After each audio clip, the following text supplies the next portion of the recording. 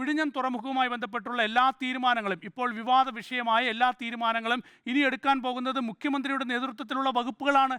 മുഖ്യമന്ത്രി എന്ന നിലയിൽ മുഖ്യമന്ത്രി എടുക്കുന്ന തീരുമാനം, ഷിപ്പിംഗ് മന്ത്രി എന്ന നിലയിൽ മുഖ്യമന്ത്രി തന്നെ എടുക്കാൻ പോകുന്ന തീരുമാനം, ധനമന്ത്രി എന്ന നിലയിൽ ധനമന്ത്രി തന്നെ എടുക്കാൻ പോകുന്ന തീരുമാനം, നിയമമന്ത്രി എന്ന നിലയിൽ, അതായത് ഈ വിവാദ വിഷയം ഏതൊക്കെ വകുപ്പുകളിലൂടെ കടന്നു പോകണമോ ആ വകുപ്പുകളുടെയൊക്കെ തന്നെ മന്ത്രി എന്ന് പറയുന്നത് വി ഡി സതീശനാണ്. പിന്നെ മുഖ്യമന്ത്രിയും വി ഡി സതീശനാണ്. അപ്പോൾ അതെങ്ങനെ സംഭവിക്കുന്നു, അതിലൊക്കെയുള്ള സംശയം. അപ്പോൾ ഈ സംശയം അകറ്റുക എന്ന പ്രധാനപ്പെട്ട വിഷയമാണ്. അതിൽ ദേശാഭിമാനിയിൽ വാർത്ത വന്നു, അല്ലെങ്കിൽ ഏതെങ്കിലും പത്രത്തിൽ വാർത്ത വന്നു എന്നുള്ളതല്ല.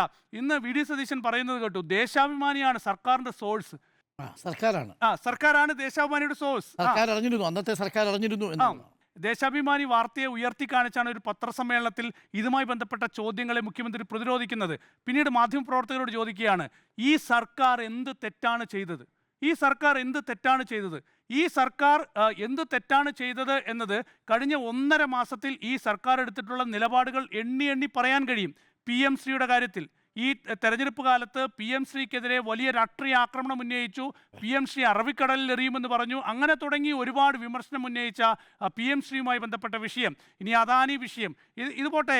ഇന്ന് വലിയൊരു ആക്ഷേപം വീണ്ടും ഉയർന്നു വന്നിട്ടുണ്ടല്ലോ മംഗലാപുരം വിമാനയാത്രയുമായി ബന്ധപ്പെട്ട്. ആ വിഷയവും ഇന്ന് വാർത്താ സമ്മേളനത്തിൽ ചോദിച്ചല്ലോ.